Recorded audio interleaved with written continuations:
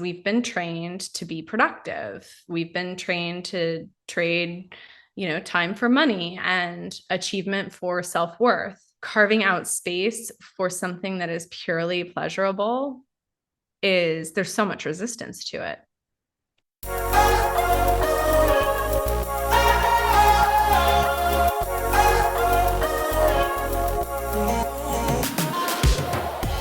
Hey, welcome to the Bodies Built Better podcast. I'm your host, Jackie Tan, and I'm so grateful you're with me today.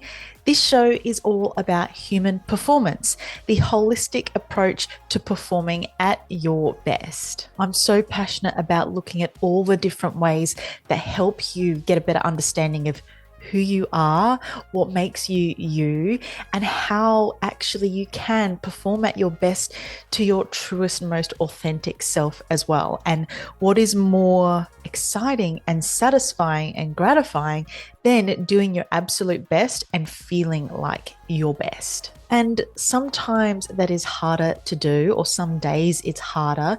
We are human and we all need hope and inspiration to fuel us and to fuel where we want to be going. And that's really hard to do if sometimes we're not feeling like ourselves, or we're not able to receive the inspiration or seek the inspiration that we need.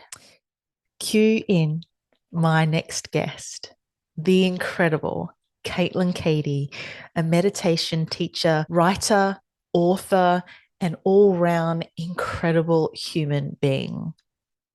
We chat about her new book, The Hope Dealer, which talks about all of those things. The Hope Dealer is 101 messages that will help you tune into yourself and plug in to your full potential. And if there's one thing this podcast is all about, it is about exploring and identifying your extraordinary potential. In this episode, we talk about inspiration, where it can come from, how to let it fuel your fire and take you on a journey of self-discovery. We talk about joy and the pleasures of finding those things that light you up. And we also talk about if you've lost that joy in your life, that playfulness, those things that make you happy, that you can just do and enjoy and it not have to mean anything or be productive in any way. We talk about those things and how to find those beautiful magic moments for you and for the people around you as well. We also talk about trust, releasing the need to control and trusting in yourself, in those around you, and that what will be specially for you and for your highest good. And sometimes even that is hard to trust. Caitlin is my people. She has this beautiful way of communicating these messages in a way that's so thoughtful and really resonates with me especially, but I know this is going to hit home for you as well. So let's dive into this amazing episode with the gorgeous Caitlin Cady. Caitlin, thank you so much for chatting with me today. Welcome back to the podcast. Thank you, my friend. It's good to be back. Oh, it's so good to have you. We are talking about your incredible new book, The Hope Dealer. And I was hoping that we could start with you reading the introduction.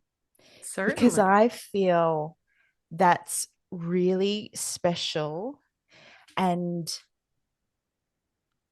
really important in terms of finding inspiration, finding hope, and understanding the place that has within us and around us. And I'd just love you to start there. That's so beautiful. I would love to. Okay, settle in, everyone. It's story time. Okay. So, introduction. I believe inspiration has the power to change us. It can spark our imagination, stir the creative forces within us, and spur us into action, thereby altering the course of our lives. Inspiration is what motivates us to create, be it art, food, music, poetry, or change within ourselves or the world around us. Inspiration sustains us, excites us, and empowers us to think, feel, and act in new ways. It helps us to see things differently, to open our imagination to new possibilities. When we open ourselves to new possibilities, we reconnect with a sense of hope. Hope is, after all, a form of inspiration, and a potent one at that. Hope has the dual role of not only inspiring us, but also inviting us to trust. Our highest hopes are always rooted in a longing for positive change and the belief that change is possible. In fact, the word hope itself is imbued with a sense of trust and confidence. One of its origins is the Old English word hopa, meaning confidence in the future. It is my own hope that this book inspires you and gives you confidence in the future. The pages that follow are full of perspectives, prompts, and questions that invite you to relate to things like rejection, sorrow, stuckness, self-doubt, emptiness, vulnerability, and grief in new, empowering, and hopeful ways. My intention is that these words inspire you to set fire to limiting beliefs, reframe resistance and rejection, and say sayonara to self-doubt and perfectionism while building intuition, resilience, courage, and compassion. The messages are intended to help you reconnect with a sense of positivity and self-trust so that you can tune into your highest, most hopeful self every single day, no matter what comes your way. Do you want me to continue or should I pause there? I pause there because that is so incredibly beautiful and it touches on everything that I want to talk about today. That is hope, that is trust, that is reframing. Yeah. And inspiration for me has taken me on so many journeys, be it not that I like labeling things, but whether we could say good or bad. But it has all come from inspiration, and I love this book so much. And I would love to start with your inspiration for writing such a beautiful piece of work. Well, thank you for saying that. That is makes my day to hear it. And it's so interesting. The way that this book kind of came about and even just the feeling of putting it out in the world. I guess the place to begin would be to talk about writing itself and what that means to me, because before I had anyone to write for, I wrote for myself because writing for me has always been a form of alchemy. It's always been this opportunity to process and digest life experiences and then transform them into something beautiful and hopefully something useful. And so it's always been this sort of intuitive practice of trying to articulate the positive lessons offered by every experience, no matter how challenging. So I think that, the tone of all of these writings is really around optimism. And I think that that sense of optimism and that sense of hope come from a willingness to find the silver linings, right? To a willingness to take the bitter and turn it into something sweet and something meaningful and something nourishing for the path ahead. And so that's why I write in the first place, is as an act of alchemy, as a way of learning about life, about a way of finding meaning in life, a way to understand, and then to try and embody the lessons that life has offered.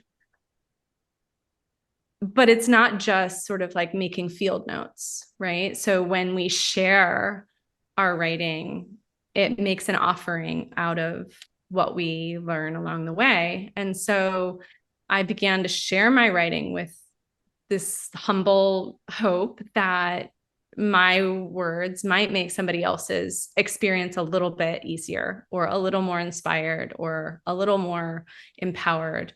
And often what I write about is my own experience, but I do write a lot about, things that I witness in the world or themes that I notice in people around me and things that they might be struggling with.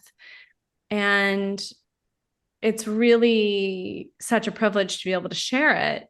And so how I began to share it was I had a blog, and then my husband and a couple of friends and I started a street magazine, as you do, here in Byron Bay.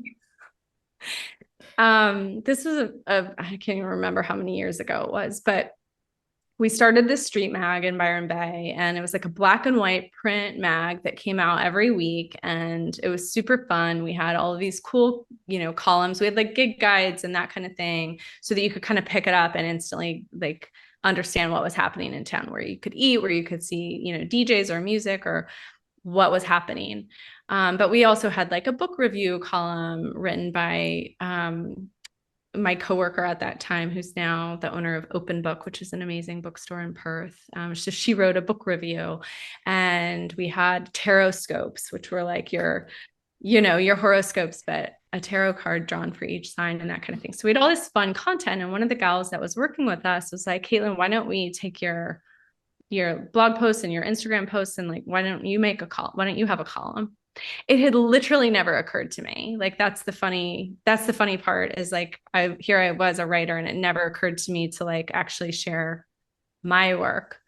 And so I said, okay, yeah, let's do it. And the reason that I'm mentioning that is because it became this weekly series.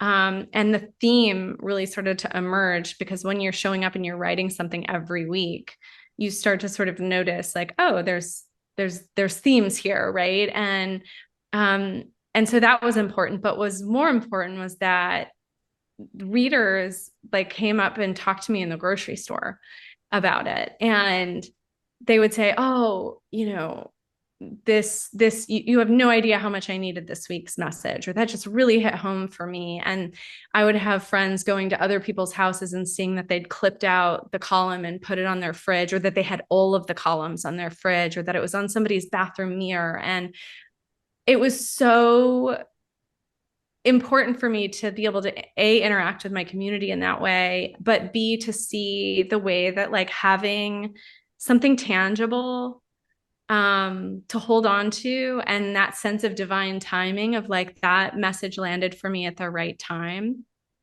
how important those two things are. And so that was really the inspiration behind creating this book, which was many years ago. But that was the origin story, was this like, I wanted to create this interactive tool where you could still have a sense of receiving that right message at the right time, and to package them together so that it was a collection of writings that were all around these themes that I just mentioned earlier when I read the introduction. So it's super gratifying and exciting to see it like all together in a book now. But I have to tell you that like there were a few moments where I was like, no one will read this. Like, why? This is, you're editing it, you're reading it, and you're going, this is shit. And I tell you that because I think there's often this like overconfidence that's sort of like promoted by people like me. And I have no bones about sharing the fact that self-doubt is just a byproduct of living a creative life, and it's part of the process, and it's part of that. It's learning to dance with it, right? And that voice gets smaller and smaller and smaller and quieter and less dominant. But even published authors, right? I'm a second time published author, but I'm still dancing with that resistance and that self-doubt and that little voice, and I'm overriding it. And I just want to share that because that's one of the big themes that I talk about in the book. And that's why it's so important to me to talk about those things, is because everyone is feeling that way. It's not just you, right? It's not just us. I think we get caught into that space of like, I'm the only person that doubts whether this is good enough to share. So when that came up for you, How did you get past it? Well, it's a practice, right? Like everything in life, but I think that I'm emotionally really courageous, I would say. Like I'm quite willing to like put it all out there and bare my soul. But what was a turning point for me was actually when I lost my little brother 4 years ago. He died suddenly. And I think that that really brought a lot of things into focus for me. And one of them was I don't want to live a small life. I want to live a brave, big life, right? And I'm not going to waste my energy on self doubt because I believe that I'm here to help. And if this book or whatever project I'm working on at the moment could be of service to one person or 10 people or 100 people, that's enough. Like that's enough of a reason to put it out there. So that's one piece of it. The other piece of it is um I don't take credit for any of this, right? Like none of this is actually mine. To me, all creativity is just sort of like a download from the divine, right? And I'm not saying that like as if I have some kind of access to the divine that other people don't. Like I don't have the divine's 1-800 number, but I think we all have that is what we all have. We all have gifts. We all have the ability to sort of deliver something, right? Into the world. And if I believe that, which I do, that these are gifts that are on loan to me from the divine for this lifetime, maybe for more lifetimes, I don't know, then who am I not to share them? Because it's not mine. So it's none of my business. Right. So it's sort of like that. It is not mine in the first place. It's removing the sort of ego out of it. And that's really freeing. So I think those are the two sort of perspectives of like, I want to be courageous because I want to live a big, brave life. And these aren't what I'm sharing isn't mine anyway. It's just sort of an offering and I'm a conduit for it. So let me get out of the way. Oh, get out of the way, ego. Beautiful lesson. And I really love your story because the writing piece, I mean, you followed joy, right? I mean, that's what it was. And that's what has ultimately led you to this path. Mhm. And so following that joy, how do we get back there? Because I feel like, especially these last few years where things get a bit tough. And so, we feel like we have to knuckle down and just, get things done, get on with it. And we kind of lose a sense of what brings us joy and um, all those little things that are really important to be able to do and move ourselves away from that, I guess, that hustle. How do we get back to experiencing joy?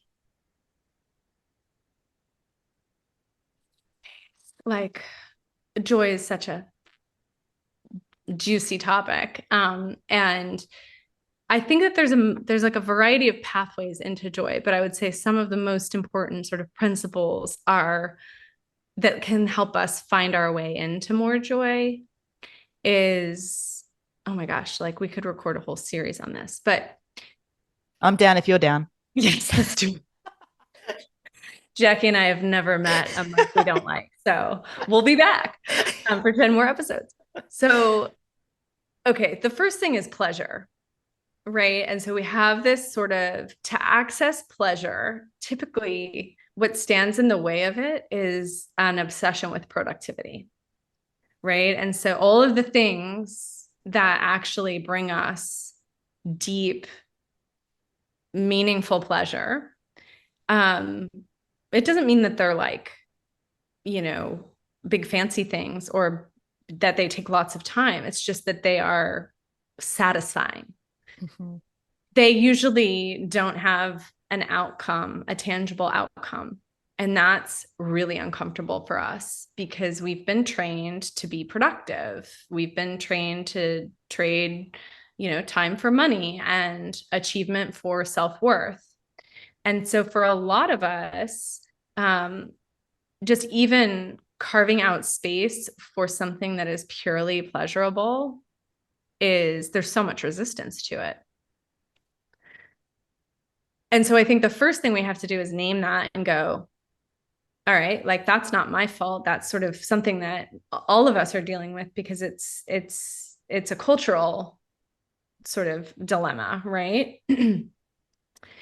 So we have to name that. And then from there, it's like, okay, well, how can I actually build pleasure into my day?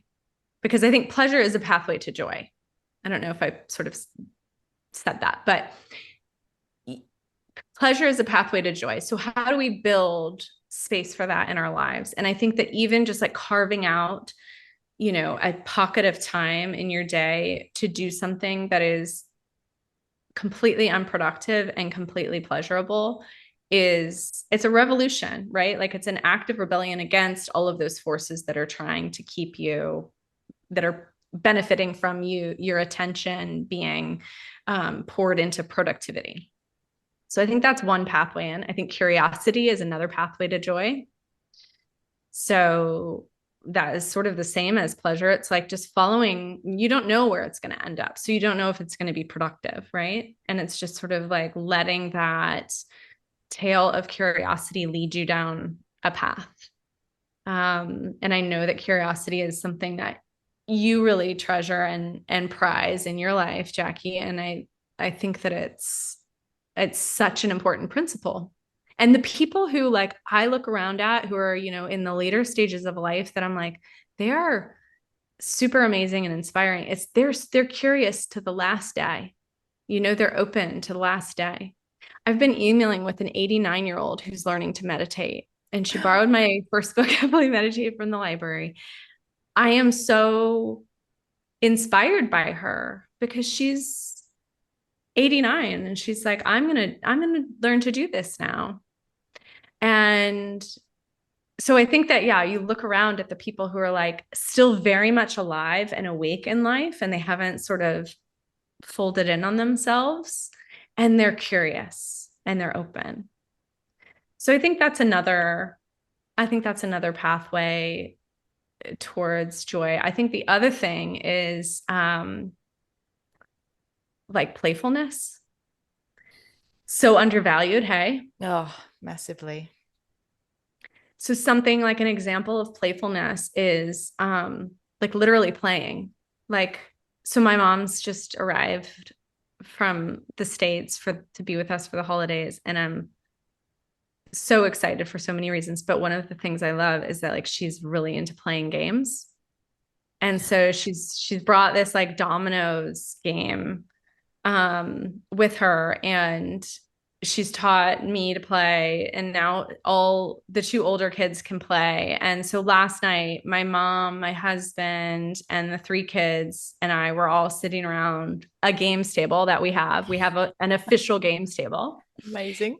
And we played this game together, and it's like it's pointless, right? Like it's not productive. Like, yes, we do keep score because we're competitive, but it's pointless. But it is such a satisfying, joyful way to spend time, right? So it's like, again, another example of how all of those concepts kind of, I guess, weave together. But yeah, I mean, I just don't think that pleasure is valued enough, and that playfulness, that curiosity, all of those things are so undervalued in our culture. How hilarious is it that your mum bought a dominoes game and yet I don't know if this is a pun, but I'm going to use it. The domino effect on everyone and the joy that spreads with everyone. It's Yeah. just how beautiful is that? It's so fun. And do you know what I love is that so she learned to play it. She lives in a building, like a condo building in St. Louis and in the States. And she has this great group of friends in her building, and these gals get together every week and play this game together. And they range from, 96 years old all the way down to, I think the youngest gal that plays with them is like maybe in her late 30s, early 40s. So it's all these different women at different stages of life sitting down to play a game. And so she learned it from them, and then she's brought it here. But I have to tell you, I just love all of that. But I have to tell you that she brought it down, and she opens, like, first of all, she's like Mary Poppins. Okay. So like she unpacks a suitcase, and you're like, she like literally had like a backgammon board that was needle pointed by my grandmother in there. And then she's like, oh, and here are like 12 silver goblets. I thought we could serve ice cream out of them. Like she literally just like pulls all. My husband's like, where is, like, who fits this in their Who let luggage? you into the country? Yeah, that also. Um, so, but anyway, so she pulls this like this Domino's game out, and it is this like metal briefcase. It's like about yay big, and it's this metal briefcase. It looks like a briefcase that you carry cash in. And I'm like, what is that? Like, are you a member of the cartel now? And she's like, it's the new Domino's set that I brought down. Oh, you don't So know what it's, this is? yeah, yeah. I'm like, what do you just like got, my husband calls $100 bills mustard. He's like, you just got like mustards like stacked in there. Like what's in Yeah, what's there? under that lining? Exactly. Exactly. I'm gonna unpick it and see if it's really just felt. So yeah, anyway, I digress. But yeah, it's that beautiful, that like spirit of playfulness. And it's no, it's not productive, but it's sitting together, you're fully present, you're playing. So there's no real Mm. outcome that means anything, right? Um, so I think that's another beautiful path in. And I'll just say one more thing on that note of pleasure, which is just that I think that we often have been taught that like pain is our only teacher. And I write about this in the book, is this idea that, no pain, no gain. And everything that sort of strengthens us in life comes through hardship. I think that is true, Mhm. that pain is a teacher, and that challenges are opportunities to evolve in very profound ways. But I think that pleasure is overlooked as a portal into deepened presence, a deepened sense of peace and satisfaction and self understanding. And that matters too. Absolutely. I feel like joy is our compass. Well said.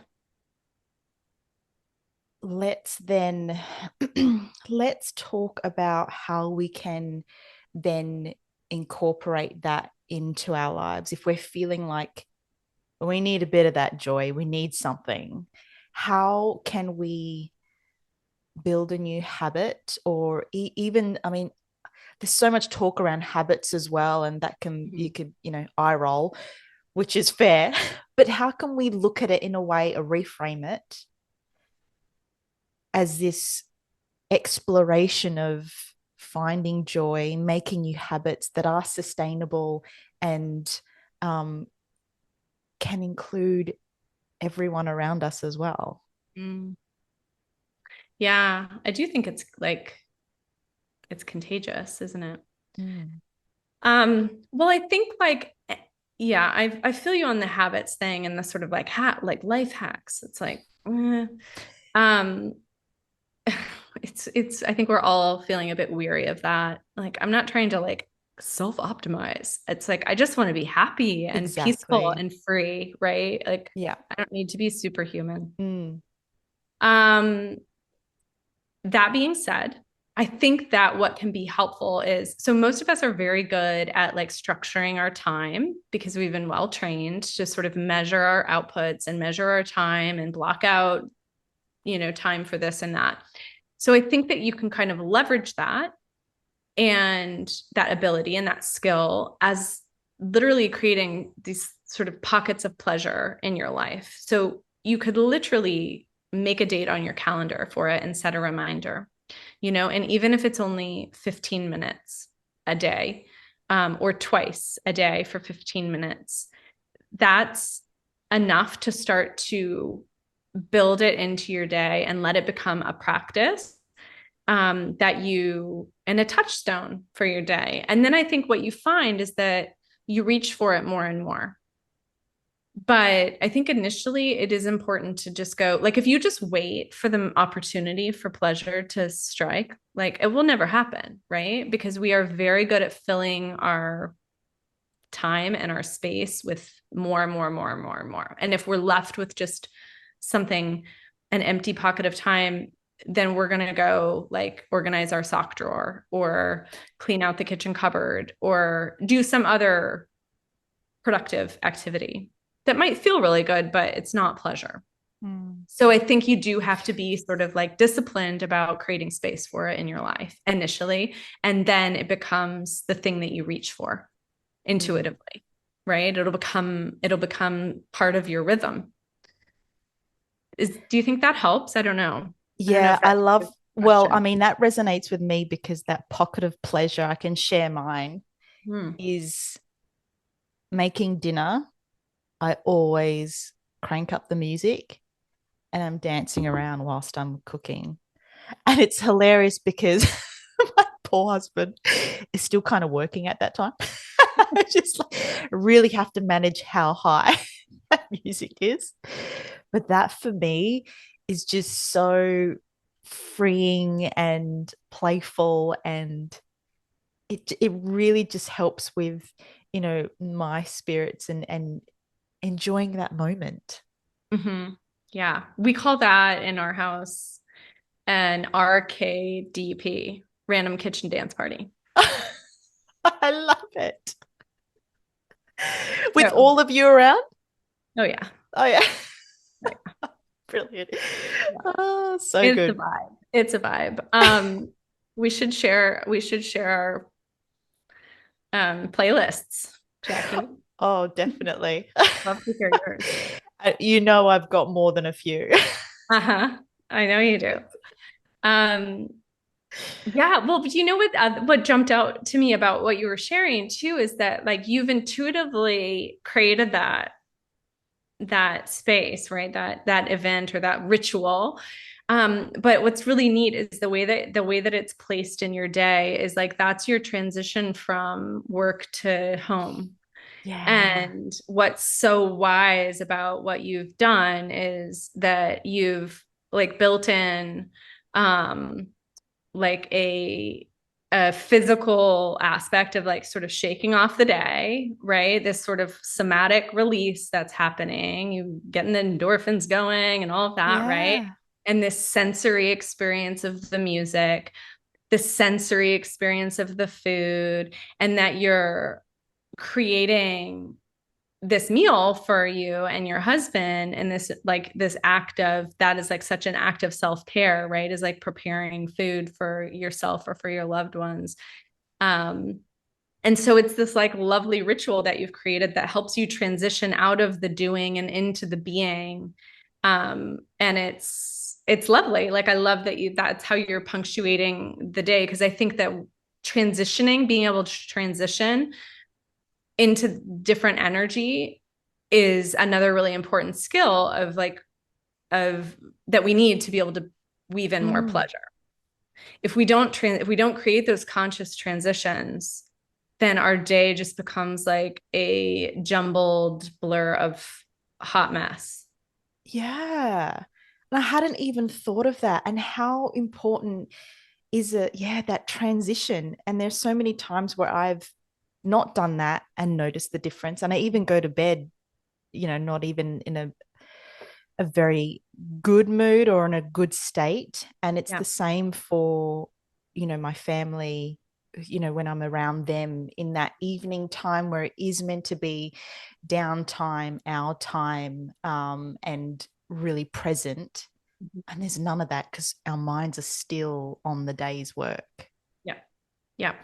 So transitions are like portals, right? Mm. And we talk about a lot about transitions with like meditation and yoga practice and some of these things that I know, the breath, like Jackie, you know all about that.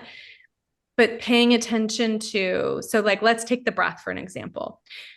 If there are like involuntary pauses in the breath, so like holding the breath, which we talked about, Jackie in the Breathe Well course Mm. that you did with me, but those, like, for example, email apnea, where people hold their breath looking at their phones or looking at their email. So this is the thing. If you're listening, just observe yourself today when you're looking at your email, and notice if you are holding your breath at some point while you're in your inbox, because this is a documented thing. Okay, so when you have those involuntary pauses, those are damaging, right? And then, but when we pay attention to creating a seamless, what I mean by damaging is, like, they're not great for your nervous system and they're not great for your physical body.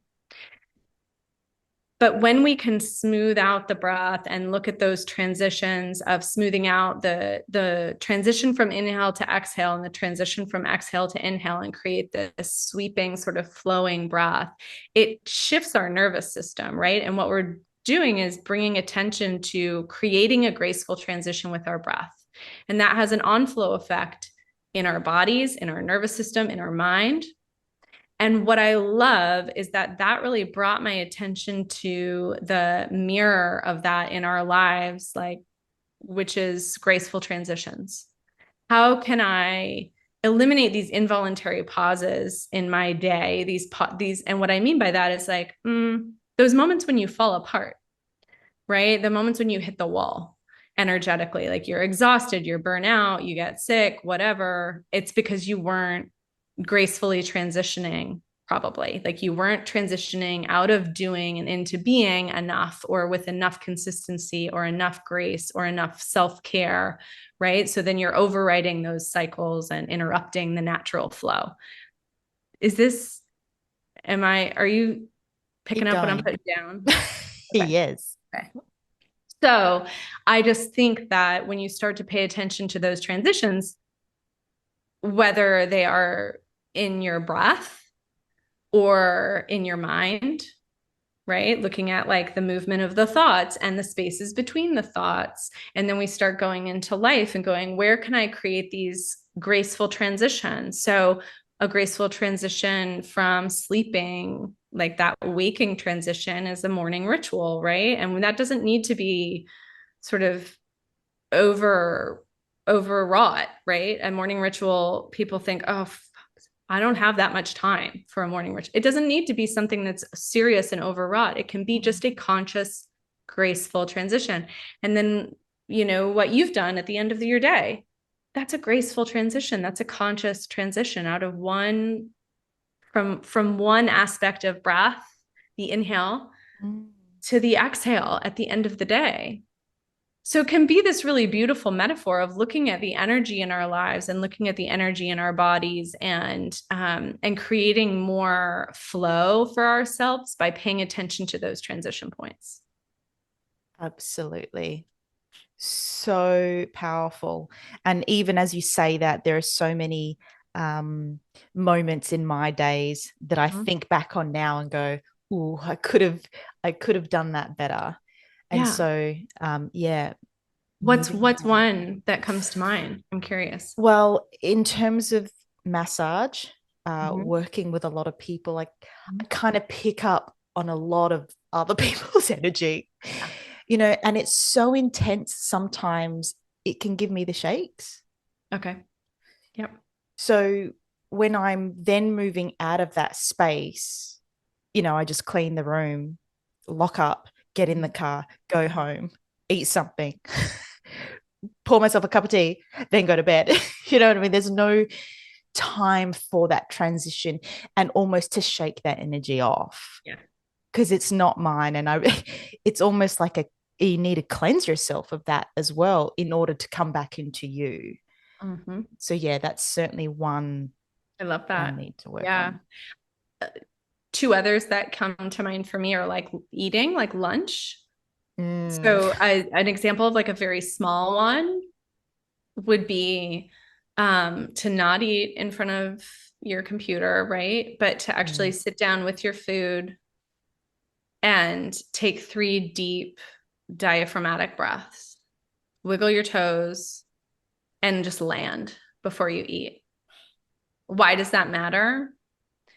Well, because you're creating that transition not only for yourself mentally, where you're actually going, okay, and now in this little moment. I'm nourishing myself, I'm eating, right? But it also impacts your digestion. Mm-hmm. So I think that like when I say though digestion, like that's another juicy metaphor, right? It's like it's not just about like you digesting your food. It's also like this pause in the middle of the day where you can reset and digest what has happened, Ooh. right? And go, okay, let me let me give my attention to that in the yoga tradition and in Ayurveda. It's called Agni. It's that digestive fire. Mm-hmm. So how can I like fuel that fire and digest not just my food well, but also my experiences to this point? And anytime also that we can create that conscious pause that interrupts momentum. Interrupting momentum is like my jam right now, by the way. So if you are like hearing me talk elsewhere or like spending time with me, you're going to hear me saying it's all about interrupting the momentum. Um, because that's how we get out of like what you were just describing, where you're just carrying forward this energy that isn't even yours, right? Or you're just getting caught up in the momentum of like this time of year. So currently, it's the lead up to Christmas, and it's like I just look around and everybody's just like buzzing around and like Exactly. let's just pack everything in. And I think to give yourself the permission of just like it's okay to slow down when the world's speeding up, right? So another way you could do that in a practical way, because I love the practical things, is like Mm. lay down at 3 o'clock when you hit the wall and you're reaching for that coffee or that bar of chocolate. If you're anything like me, lay down and rest for 15 minutes. So do a yoga nidra practice or just lay down and have a nap in the sun, whatever, but just lay down when your energy is low and you're feeling tired. Honor that. Let that be a moment of transition. And then when you come back up, you've interrupted the momentum of the day and you have a clearer perspective about what really matters, what really needs to get done. And you've tuned back into your own energy. Yeah, you're brought back down to earth. I mean, that's what it reminds me of, that groundedness and coming back to. That's the paradox, I think, of yoga nidra, is that it like connects you with a wild level of expansiveness and Mm. spaciousness and that remembrance of your expansive nature. And yet the result when you come back is that you feel deeply grounded Mm-hmm. Yeah. and centered. We're going to bring it back to the book. Mm-hmm. The thing I love about The Hope Dealer is that whilst there is these beautiful affirmations and it gives you the tools, the practical tools to um, understand how to use it and where to go, it can also be a little bit confronting. It's a nice little reminder of life's pleasures and the things we may want to skip over. And one of those things, just trust. Mm-hmm. I find trust is, it can be elusive, it can be scary, because when we trust in ourselves or in others or in the Mm-hmm. universe or higher power, however you want to say that, um, you really are. I'm not sure if I could say you could say giving up control, but it's that sense of just letting what will be. So, my question to you is, for those out there who feel like they've been a bit battered by life, by maybe it's people, maybe it's work, maybe it's family, maybe it's themselves. How do we get back on the path of trust and trusting in Mm. ourselves?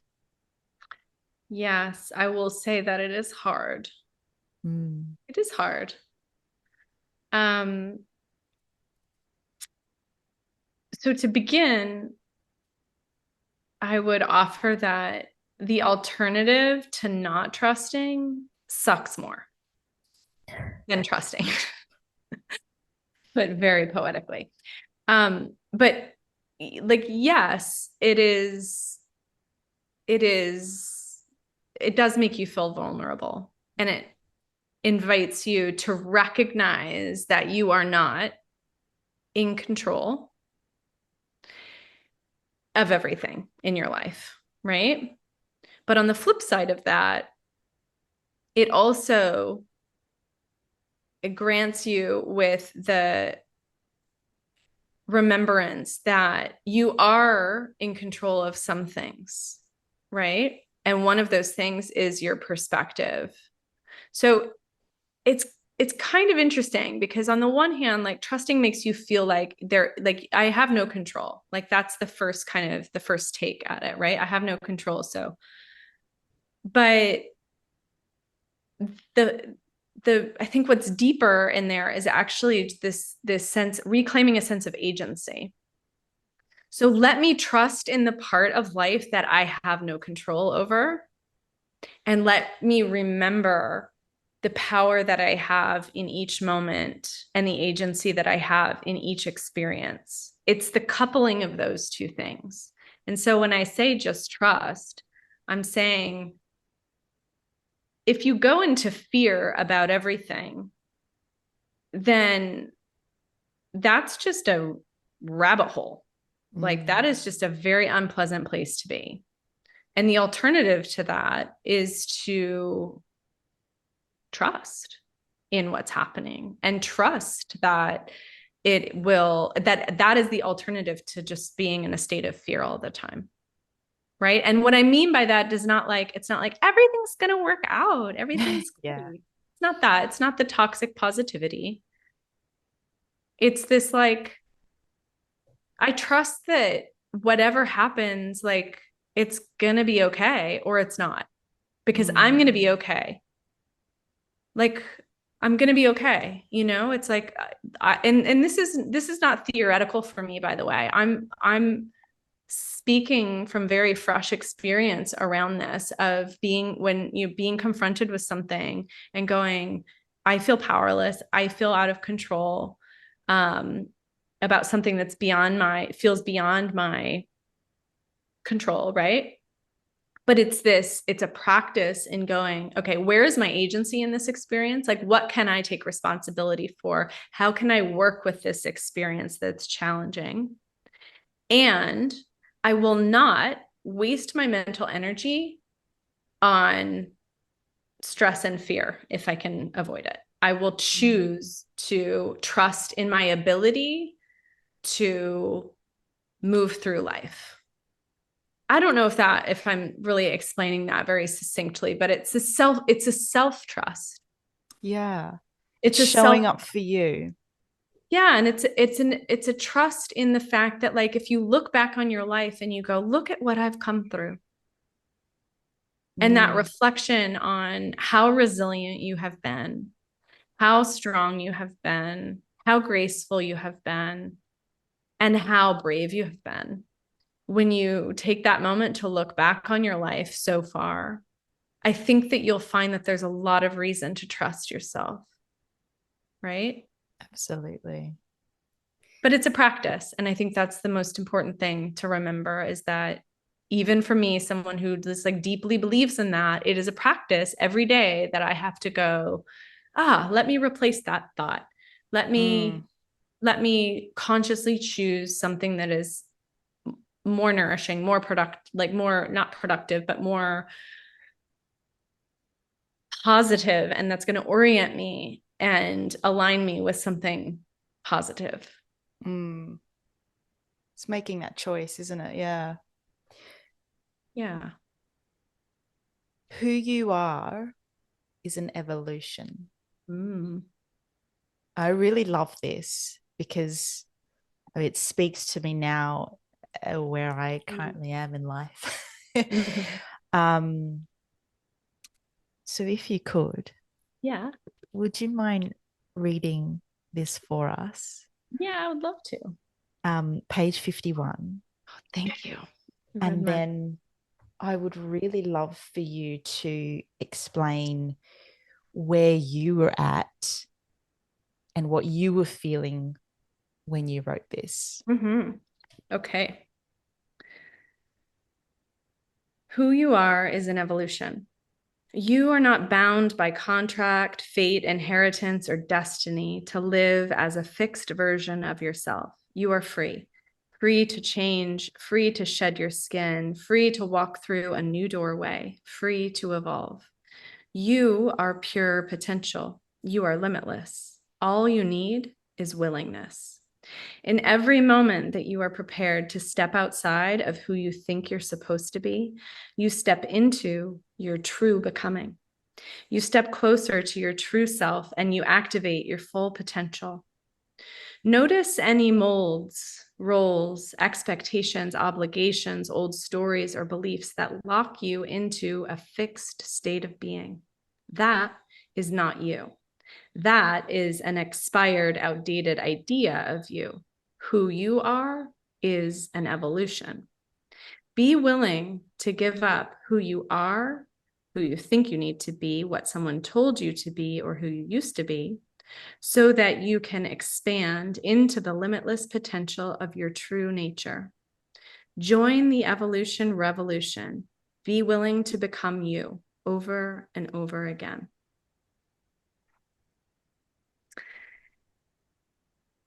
There's so much to say about that. I think that there's a few. Okay, so let me try and organize my thoughts. The first thing is that life is a practice, right? It's not about reaching some fixed state. It's because that's a perfectionistic approach, right? How can I extract my highest self? That's not what we're doing. It's a practice over and over and over again. And just like when we're practicing meditation, we're bringing our attention back to the focal point over and over and over again. Life is a practice. So all of these things that happen to us are offering themselves to us as opportunities for transformation. So I think that that's something that really is at the forefront for me, is just that this isn't about reaching some finish line. I mean, the finish line for this life is death, right? But beyond that, it's like, again, like I want to come back to this 89-year-old who borrowed my first book from the library and learned to meditate at 89. Be like Peggy. Okay. Like, let's all be like Peggy. Like, let's keep being curious and keep evolving and keep recognizing that it's this practice of becoming ourselves more and more and more. And I also think that that just like leads into this point of who you are is limitless. And that's something that, you know, if you've practiced meditation regularly, then you've probably touched that place. You've probably, maybe you just dipped your toe in, maybe you went for a full-on, you know, deep dive, but you've touched into this sense of wholeness, worthiness, limitlessness, this sense that you are a drop in the divine of, you know, you are a drop in the ocean divine. And when you come from that place and that remembrance of that inherent wholeness and that inherent connection that you have to the entire universe around you, then it's really just a process of shedding, right? It's just a process of like releasing the layers. And that's what I mean by this evolution and this sort of shape shifting, is that there's always our work here is to shed those layers, to resolve the mental patternings or the emotional patternings, the blockages in our thinking, in our energy bodies, like all of that. That's what we're doing. We're alchemizing that. That's why we're here, I think. Mm-hmm. To do that with as much grace and skill as we can, right? And with as much consciousness as we can. And I think that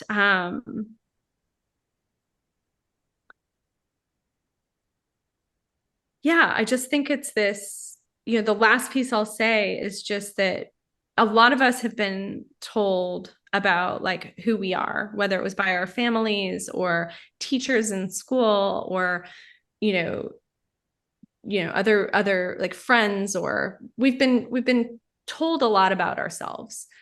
And we've had a lot of experiences, but it's always up to us to decide whether that's true or helpful, you know? And if it's not, then drop it. Drop it. Because anything, and even just this ego, like I mentioned in the beginning of like, oh, well, what I have to share is shit. Um, like that's an identification with, some part of myself that was like, oh, well, the work isn't good enough, or you're not that, Mm. whatever. Let it go. Be brave. Be brave. I don't know if that really explains it, because I feel like there's so much in that short little passage, but Yeah, I think it's just about remembering that um, all of these sort of like little beliefs that we pick up along the way about ourselves we can put them down just as readily as we picked them up. And it takes practice. absolutely. And I have to say, in terms of why that resonates so much with me, is I do feel like I'm going through an evolution of who I am and all of the labels that I've placed on myself, and feeling like I can't let those go because then who am I? And so being in a place where I sit with that and understand my path forward is a scary place to be, but I'm trusting. Well, trust in yourself, because you are worthy of your trust, Jackie. Um, just like it's interesting though, you said, it's like the labels, right? And I think about that even in terms of like our careers. It's like, Mm-hmm. I'm a this, I'm a that, Yeah. I'm a certified blah blah. Like, what if we just like dropped all of that? Right? Like it's just shorthand, right? And it has a place in the world because it helps us sort of identify like, or help people identify what we have to offer them. But it brings to mind, Dallas Clayton. I don't know if you know him. He's an illustrator and he writes children's books. You should follow his Instagram account for if you like kind of cool cartoons. Um, but there's this drawing um, that he did, and I can't even really remember the drawing. It's on my Instagram from like way back in the day, but I think it was something like, you know, aspiring beam of light. Like that was the label. I'm an aspiring beam of light. And I was like, that's me. I'm an aspiring beam of light. Like you just hit the nail on the head. So it's like if you just could like drop all of the other labels, right? And just go, I'm just actually, because I mean, and that's really to the point of what I was like speaking to in that who you are as an evolution. It's like we're all just actually like made of stardust, Yeah. and we're all just trying to return to that essence of self luminosity and that connection to the divine light and to the cosmos, and like that's what we're all doing. So we are all actually like writer, meditation teacher, massage therapist, aspiring beam of light. Like put that on the business card, and then it sort of just covers all the bases. Right? Exactly. Either that or it's a really great conversation starter, right? Well, there you go. Like everybody's going to ask what that means. Tell me more. Like put that on your LinkedIn profile. I'm sure you'll get a lot of hits. But I mean, it sounds very. I know that sounds very like hashtag Byron Bay, but I do think that there's value in that of like looking at the labels that you're living with and recognizing that they have a place, but also are they limiting you? Oh, And yeah, if they are, then make up your own. Right? That's part of like absolutely. the hope dealer. It's like it's your job title should not just be something that you are. It's also should be something that you are and aspiring to be. Yeah. as a And practice. and that beautifully goes into, I mean, I don't know if you can see, but I've got like marks and all of these. It was hard not to just like put one in every page. Um, but reframing, so what you're saying there, and reframing how we use our language. And Uh-huh. I Yeah. love elevate your words to elevate your life. And it's Mhm. something that I've actually been really conscious of this year in Mhm. how I use my language, Mhm. Mhm. with myself, around my family, and with clients as well, because it's really easy to just use the same words when you're describing stuff. And it's like, but no, let's move away from language that doesn't serve. Mhm. And I love what you've got here. You could say, I have to exercise this morning. Upgrade that to, I get to Mhm. exercise this morning. Mhm. I need to write this article today. No, I want to write this article today. And I just love the reframing of the language that we use so it is more meaningful. Mm. Yeah. More meaningful, more empowering, Yeah. right? But also, you'll notice in both of those flips, there's a level of reverence built in, right? And so, if you want to have more meaning and purpose and satisfaction and connection in your life, build in more reverence, build in more ritual, right? So, and by reverence, I mean like be deeply grateful to be here. Yeah. Like just be grateful to be here. And all of those things become privileges and not burdens. And if they are truly a burden, like certainly there are things in life that we have to do that we don't want to do. But even still, those very hard things, they they are a privilege, right? So even, it's like I'll give a very personal example. My dad was diagnosed with cancer and he died 15 days after he was diagnosed. And I was lucky enough to go get over to the States and to be there to help care for him for his last 6 days. And he was at home, which was such a privilege to have him at home and to learn from hospice nurses how to care for him. Is that something that I wanted to do? Like, no, it's not even something I thought I could do. I'm quite a squeamish person. But in doing it, in showing up and doing it, because it was the thing that I was called to do at that moment, it was one of the greatest honors and privileges of my life. I got to do it. Mm. I'm lucky enough that I got to do that. And I know that that's quite a dramatic example, but I chose to see all of that in and amongst the sadness and the shock. I I felt a deep reverence and respect and appreciation for the privilege of caring, helping to care for him in that time and helping him to transition physically and spiritually. Um, so I think that when we see that, we see life through this lens of everything is sacred, everything is an opportunity for ritual and for bringing, a sense of gratitude and reverence, then the way that we see everything in life changes. Your dinner cooking, that's a ritual. Mm. I'm just glad to be here. Like I'm a human, right? Like I'm human. I'm moving this beautiful body that I have. I'm cooking food for myself. I'm listening to music. All of those are just these like very human experiences. So, yes, like let that be a beautiful ritual for yourself, And sometimes those rituals are joyful and sometimes they're hard, but everything can be uh, a privilege if you frame it that way, right? Absolutely. Firstly, thank you for sharing that. No, my pleasure. you said, you were with your dad, and you were helping him to transition over. Can I ask how you, after that, held space for you and allowed yourself to transition into the next?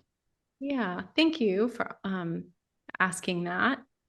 I think grief, it's actually grief has come up a lot with um the interviews that I've been doing for this book, which it's so interesting. I'm so glad.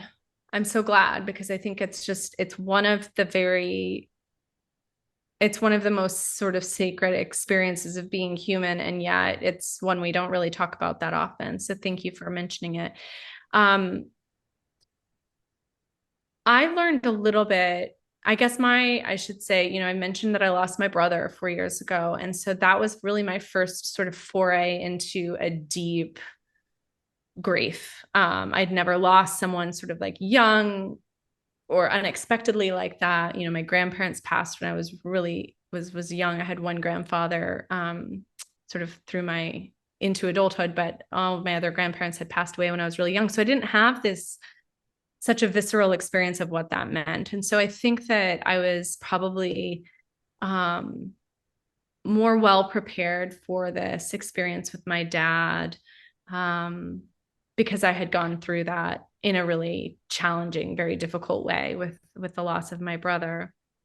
But the things that I've found helpful, because when you are at the sort of center of loss like that, when it's someone really close to you, I find that you're holding space for everyone in the group. Um, and I I think it's really important, to have a space where you can process. So if you are the space holder, de facto space holder, or if you are holding space for other people's grief, or even just sort of coordinating a lot, I think it is important to have sort of a separate space. And that might be a separate physical space, um, or a person that you can land with and process sort of outside of that situation. I think that's really helpful. Um, Yoga Nidra was really helpful for me. I mean, it's exhausting, caring for someone in the end days of their life. I was just saying, on another interview that it was very similar to birth, like, and caring for a newborn. It's this really interesting mirror of, enter the way we enter life and the way we exit life when it happens gradually like that. So it's consuming and demanding, and I knew that I needed to have those spaces to transition and to rest. So doing things like yoga nidra was very helpful for me.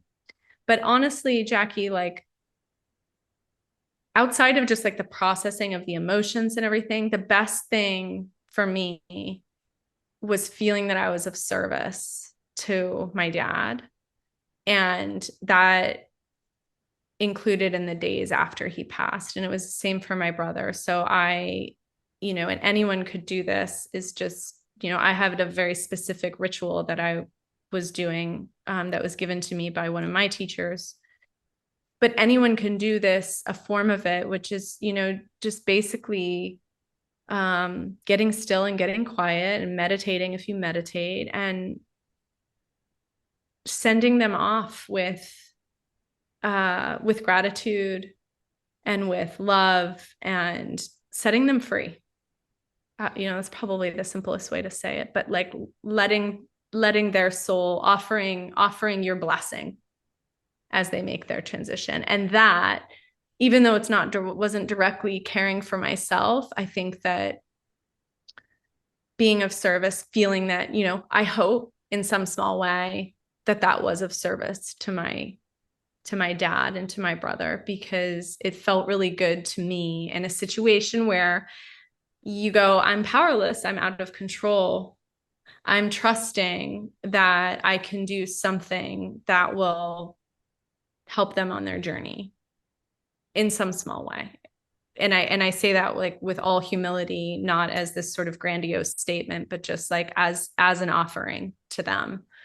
Um, and I found solace in that because I think that that's the emptiness of grief, that feeling of like you've got this love with nowhere to go. I read that quote somewhere, like grief is just like love with nowhere to go, and that really is just so true. So feeling like I could direct it was helpful and healing to me. Do you feel almost in a way that you are still directing it? Mm-hmm. Or, yeah? Yeah, certainly. Um I think that I guess I might just also just mention that my dad had Alzheimer's for about 8 years. And so, because people might be like, she seems fine. So my dad had been like declining uh, for many years.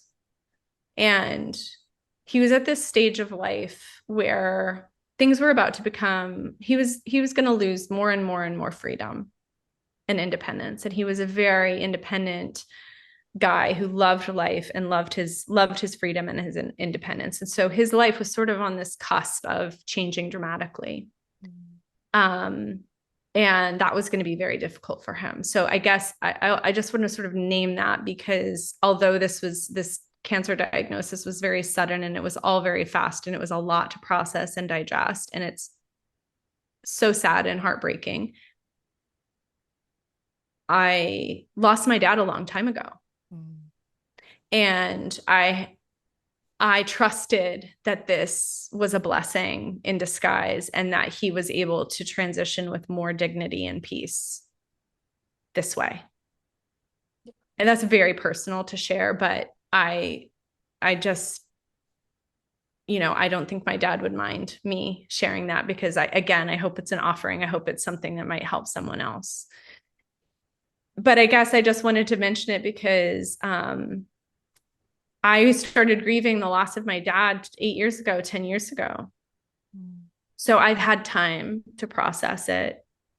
And it's that sort of like, I've heard this term ambiguous grief of like, that happens to people when someone goes missing at sea and they never find the body. So they have this loss, but they have no tangible proof of it. Right. And I had the opposite with my dad, where it was like, he was here, but he was, there was a part of him that was gone and leaving.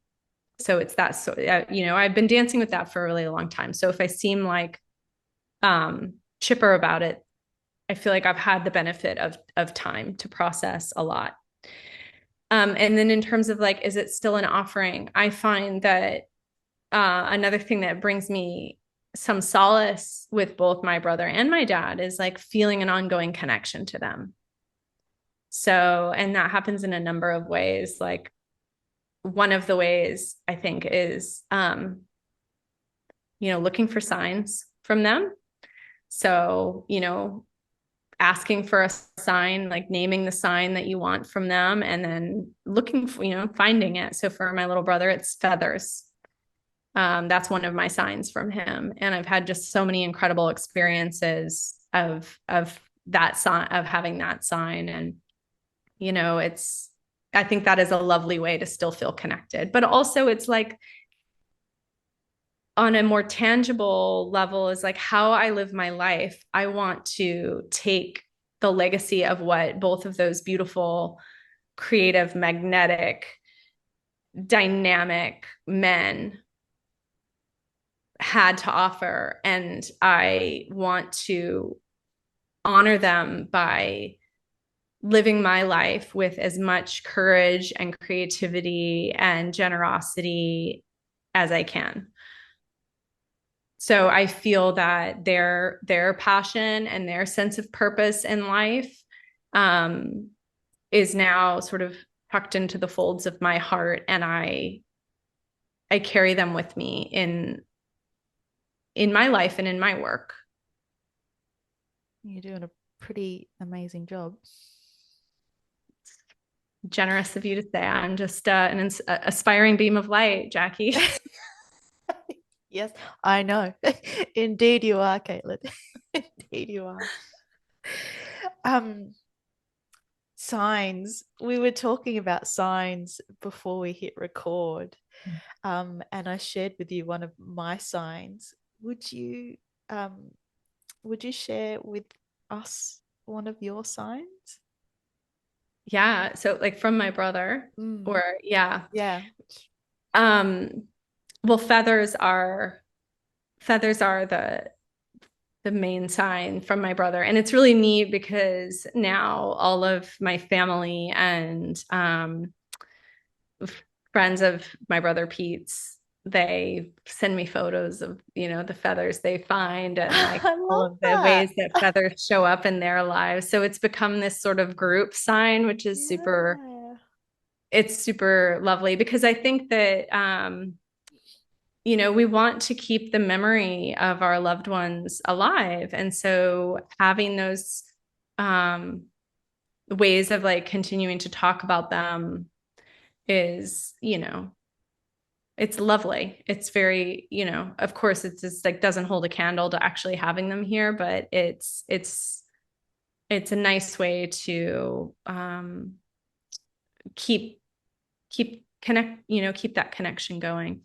Um, so I'll tell you one story about the feathers. So, I mean, in the days after my brother died, I was in a state of shock, and maybe 2 days after he passed, my one of my best friends came over and she brought food, which by the way is like the best thing you can do for someone who's grieving.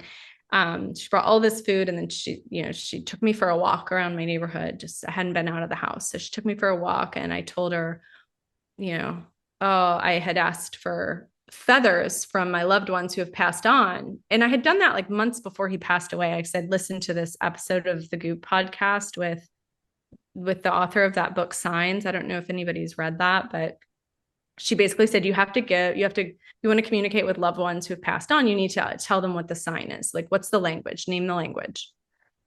I said, okay, I'll do feathers, maybe saw a feather here and there, nothing. Went for this walk with my friend. I must have picked up 26 feathers. And I'm like bending over and I'm picking up the feathers and I'm crying. I'm going, feathers, feathers. And she's like, yeah, okay. She's the GP. So she's like very like she's the loveliest human, but she's not she's a woman of science. Exactly. And but also, like she's spiritual, I would say. She's spiritual, but so that was like the first experience, but then it was just like thing after thing after thing. And one of the most like sort of like ones where you go, okay, I'm not making this up, was my kids. We took my husband and I took the kids to this cute little lighthouse up in at Fingal Head, and it's the cutest little lighthouse you've ever seen. So I'm trying to get the kids in front of this lighthouse, and I'm trying to take a photo, which like trying to take a photo of three children like under 8 at the same time being still is like a not going to happen. So I'm trying to manage them, and this beautiful woman comes up, this Aboriginal woman, and she's watching me and laughing, and she's, we start chatting, and she goes, "Oh, they're so cute," and she points at one of my kids and says, she's the feather collector. And I just looked at her and started crying. And I said, they're from my brother. And she goes, yeah, he's here. And so she describes my brother. She says he's here and she gives me a message from him. And then we have this whole heart to heart in the middle of this path in Finglehead. Um, and she unclips, she had those like peeper keepers that hold your sunglasses on, and she unclips an emu feather from her peeper keeper and gives it to me, and then gives one to each of my children. Um, and I mean, there was like more, in it, but like that's the gist of it. And it was just the most like beautiful experience. And I will never stop thanking her for that act of generosity, right? Like she was clearly tuned into the other side, and like you have to be a very generous soul to be willing to like be the conduit for that, and to just approach someone and offer that is so generous. But yeah, so that's one where you're like, okay, like you can't explain that away logically, and right? put that feather in your pocket. Science. Exactly. Wow. Yeah. Yeah. So, it's like life is magic. It You just got to be is. open to it, don't you? Yeah. And I think, like, certainly, okay, like we could be cynical and, you know, but that kind of takes the fun out of it, doesn't it? Totally. I just think that there's an aspect of life that is inherently mysterious and unfigureoutable. And that is okay. Yes. And There's we don't, magic in that. there's magic in that. There's fear in that because we want to Totally. control it and we want to know it and we want to understand it. But I think that that is the magic, the mystery. And it's that curiosity, bringing that creative, curious spirit and going, Mm. ooh, what will I uncover next? Like, what is this? I don't think anybody has the answers, No. fully laid out. Like there are pathways, certainly, I deeply respect and appreciate the pathways laid out by the, tantra and yoga and ayurveda, and I think that those offer incredible tools. um so certainly there are pathways, but there's mystery there. Yes. Embrace the mystery. Mm. The Hope Dealer. How should we use this? Read it. What's the best way? Well, as I mentioned before, the concept for it was originally for it to be I didn't mention this part, but it was originally to be a deck of cards that you would pull the card and then consult the book for the full message. And it shape shifted and became a book where you could interact with it in the same way. So how you can interact with it is you could just sort of intuitively flip to a page and get a message for that moment or that day, or you could ask a question, right? So tuning into your own sort of like inner guidance about a question or something that you're working with, and open a page that way. Um, and it's really designed to be an interactive tool. Um, and so I think ideally, if you meditated before and then asked the question and then maybe journaled after, if there was something to respond to in that, or something that stuck with you, I think journaling is a really amazing way of bringing the lessons from our meditation cushion or whatever into our lives. So I think that that's the way that it can be done, but you can really use it any way. You could put it on your nightstand and read a message before bed or when you wake up in the morning, or put it on your coffee table and read a message while you drink your morning beverage. Or you could read it front to back. So there's really no wrong way. But I will also mention that the audiobook is set up so that each message is its own track, so that you can use it in the same way where you can sort of intuitively just like pick a track, let your sort of finger lead you to the right track for the day, and listen to it in that way as well. But then, because Jackie, I love the practical tools, I've got a suite of companion practices in my app, which is called Heavily Meditated. So you can access those for free. And they are a variety of different things. So there's a walking meditation, there's some guided meditations, there's meditation and journaling practices, and there's yoga nidra, of course. And so they really are all around some of the main themes in the book. So alchemizing self-doubt, or trusting and rest, or, really tapping into your future self. So there's all these different themes that are offered in these practices that have been designed to really help you bring these messages into life in a meaningful way. So that's the sort of suite of goodies. Yeah, and goodies they are. And it is a beautiful way of introducing really healthy, meaningful rituals into your life if you're stuck on where to start. Mm, And thank you. I have to say, when I first received it, I did the whole flick and just open, and mine came open to follow the feels, which is so interesting because this is another thing for me this year that I've really been trying to tune into Mhm. is my intuition, my gut, and also the joy and following all of those things that make me feel really good. And satisfying. And so I thought that was such a beautiful way to start. But then, of course, I mean, I love it so much. I did actually just go from read it from front to back Did and you? just read the whole thing That was because okay. but I love it so much. Caitlin, you are magic. This book is magic. Oh. Love everything about what you do. If people want to find out more about you and your courses and your meditation app and all of the amazing things you have on offer, how can they do that? Thank you.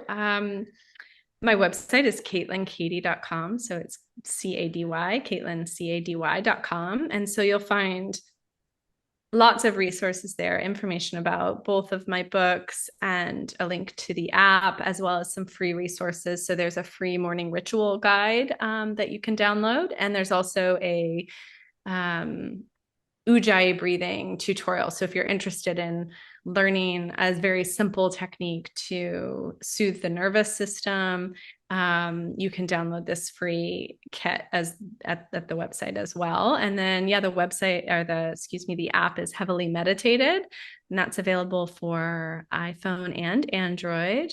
And I'm also over on Instagram at Caitlin Cady. So would love to connect. If you listen to the episode and have something that resonates, like always love to hear from kind folks, and also happy to answer questions that come up. Amazing. And I have to say, you mentioned earlier, um, the Breathe Well course. Mm. And part of that we did do the Ujjayi breath. And I have to say it was one that I really love doing. And so I can highly recommend that one for sure. I feel like it's an easier one, especially if you're feeling kind of a bit strung up. It's a nice one that's not too, um, what would you say? It's not too confronting Yeah. to sit with. Yeah. Yeah. Well said. Yeah, it's very approachable and yet very effective. And I think it's often sort of like glossed over, or people have sort of a basic understanding of what it is. But it really is such a powerful tool. And I think the reason it's glossed over sometimes is that people either think they know what it is, or they think that it's not like fancy enough. So but it's actually super powerful and such an awesome one. I reach for it often, and it's easy to learn how to do. And like you said, it's not sort of confronting, so it's a great one to have in the toolkit for sure. So thanks for that thumbs up, lady. Thank you. One last question to Yeah. finish us off. Creating meaning in our lives when we feel stuck or stagnant or things are a little mundane, how can we add something into our routine or change things up or be more spontaneous? How can we do something to, I guess, create that little bit of spark or magic again? Yeah, I think it's such a great question. What has worked well for me is to go back to the things that I know have worked for me in the past. So often it's the things that we've sort of slowly over time abandoned. It's like we've dropped one thing and then we've left this sort of like trail of good things behind us. So sometimes we need to turn around and walk back down the path that we just came and pick up those tools that we already know work for us. So for me, meditation is like a non-negotiable. So I'm always doing that. But there are other things that, journaling, sometimes I'm like, oh, life is full and I'm not journaling as much.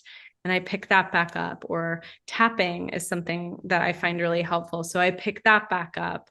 A gratitude ritual, I pick that back up. Reading something inspiring after I meditate, I pick that back up. Whatever it is, time spent in nature, time spent just drinking your cup of tea and staring out into space without doing anything, that's valuable. All of those, whatever they are, and maybe that list might inspire you, but maybe there are already tools that have worked for you in the past that you can just return to and pick back up and put in your basket again. But I think that it is about just doing your day with more intention, like bringing those things back into your day and making space for meaning and inspiration to come through. Right. So if you are waking up and just like picking up your phone and then reading the news and checking your email and scrolling Instagram, and then you drive to work and you listen to the radio or podcast on the way to the work, and then you get to the office and you type email, like you're just like filling all that space and not allowing any space for anything else to come through. So I always say, like, if you want inspiration needs to be able to find you. And it's not going to find you while you're sitting on the couch watching the Kardashians taking a tub of Ben and Jerry's to the dome. Sorry. There's nothing wrong with that. That's okay. Exactly. But there's time and space for that. There's time and space for that. No judgment. But if it's inspiration and meaning that you're looking for, you're going to need to reach for other tools. Absolutely. Caitlin, I love it. You, my friend, are such a gift. Thank you so much for chatting with me. It's been awesome. Oh, absolutely. My pleasure. Thank you for having me back. I always love our chats. That was Caitlin Cady, meditation teacher, writer, author, and all-round extraordinary human being. You can get her book, The Hope Dealer, from any good bookstore. In fact, it is such an incredible gift. The book is beautiful. So if you know someone who needs a bit of inspiration in their life and loves a beautiful, aesthetically pleasing book, then this one is definitely for them. Or if that person is you, make sure you check it out. It is absolutely gorgeous and is the right dose of information and practical application too. So check it out. As always, thank you so much for tuning in today. If you loved this episode, share it with your friends, subscribe or leave a review, because all of that counts for this little podcast going on strong. Again, thank you for tuning in. I appreciate you. Have the best day, week, month, and year. Stay awesome. We'll catch you next time.